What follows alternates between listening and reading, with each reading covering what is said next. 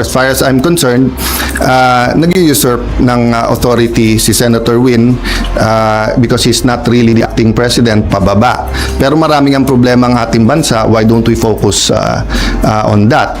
So, apparently, because ayaw nila pumayag, dalawa Senado natin ngayon. You have the Senate of the Philippines and you have the Senate of Malacanang.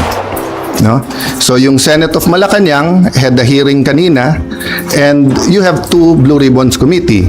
Yung isa ay Committee de Absuelto na ang kanyang main work is paano i-absuelto yung mga high officials ng ating bansa at yung isa naman na seeking the truth.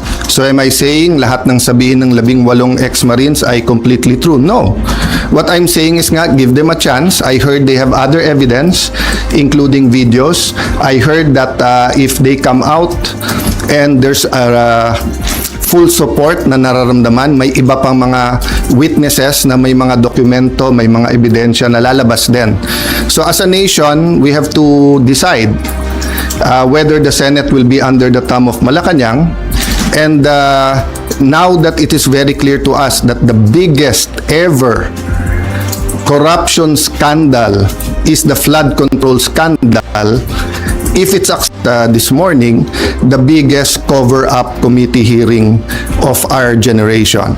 Diba? So, ganun lang kasimple yon.